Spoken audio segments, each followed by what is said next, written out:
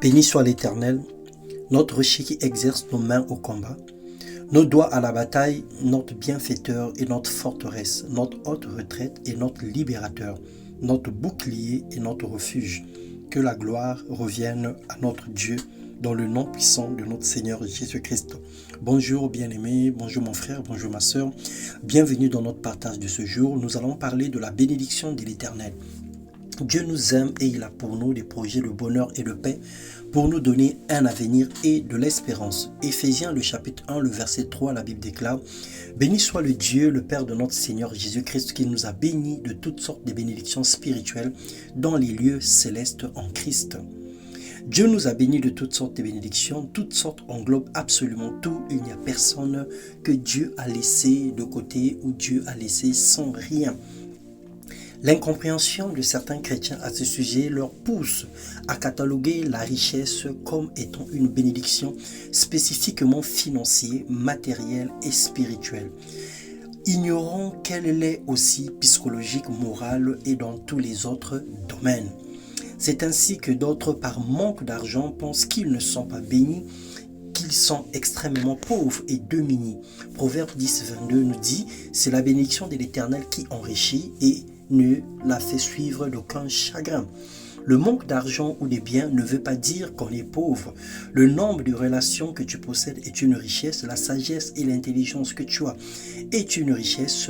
Ta famille est une richesse. Ton travail est une richesse. Ta foi en Dieu et l'ensemble des personnes, des chrétiens, l'ensemble des personnes que tu connais sont des richesses. Même la santé est une richesse.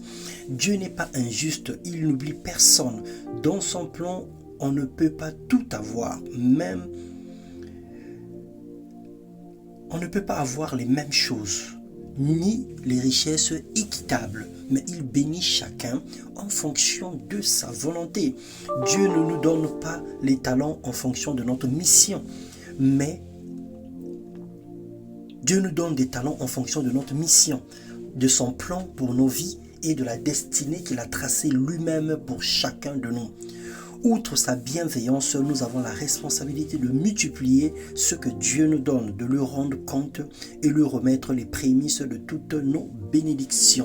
Alors si nous voulons être bénis financièrement, nous devons accomplir les lois financières. Si nous voulons être bénis spirituellement, nous devons accomplir les lois spirituelles. Mais à la base, le Seigneur nous a bénis.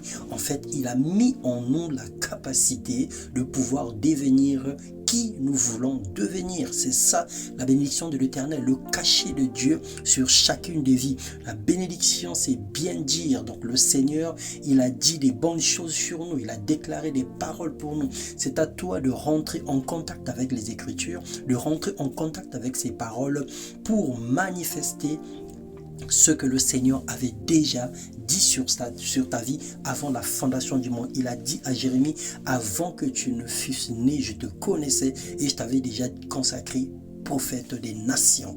Alors que le Seigneur te donne de la sagesse de multiplier et de la sagesse de se multiplier et de multiplier les richesses que tu as dans le nom de Jésus-Christ. Que tu sois à la tête de tout ce que le Seigneur a mis entre tes mains, que tu gères de façon correcte, de façon sage. Sois béni dans le nom de Jésus-Christ.